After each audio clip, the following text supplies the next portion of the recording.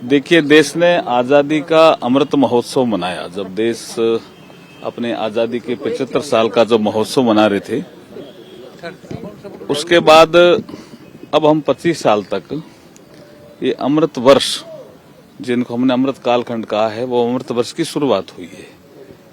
इस दौरान बहुत से कार्यक्रम हो रहे हैं। यहाँ जो ये कार्यक्रम हैं, ये हमारे जो फ्रीडम फाइटर हैं उनको सम्मान देने का, उनके योगदान को याद करने का दिन। यहाँ करीब 37-38 साल से इसको यहाँ लोग मना रहे हैं।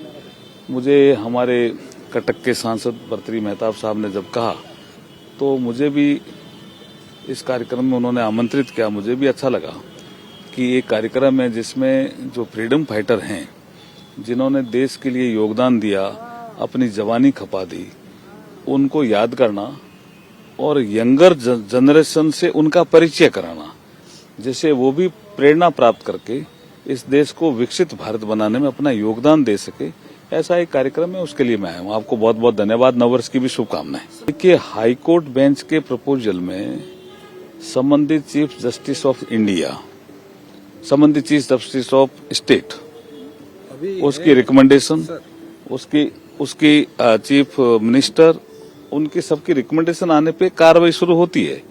अभी क्या स्थिति है साहब, स्टेटस क्या अभी आप क्या कह रहा था? ये कोई सेकंड हाईकोर्ट बेंच की बात कर रहे हैं ना? संबलपुर में सेकंड हाईकोर्ट। देखिए, अब मैं क्या कह रहा हूँ, रिकमेंडेशन संबंधित चीफ जस्टिस, जैसे उड़ीसा कटक हाईकोर्ट है, यहाँ कटक हाईकोर्ट के वो चीफ जस्टिस और चीफ मिनिस्टर, इनकी रिकमेंडेशन। एक मिनट, लेटर नहीं होता जी, उसमें दोनों का चाहिए, रिकमेंडेशन चाहिए चीफ जस्टिस की, और उसके बाद चीफ जस्टिस ऑफ इंडिया उस पर सहमति प्रकट करे। अभी हाईकोर्ट बेंच बनाने के काम के साथ साथ एक नया काम शुरू किया जिसको हम बोलते हैं ई कोर्ट। ई कोर्ट में अगर हम वर्चुअल ऐसी कोई सुविधा उपलब्ध करा दें तो आपको ऐसा लगेगा कि हमें हाईकोर्ट बेंच जैसी सुविधा मिल गई। तो जो ई कोर्ट का काम है, ई कोर्ट का काम है, वो सबसे अच्छा उड़ीसा में हुआ है।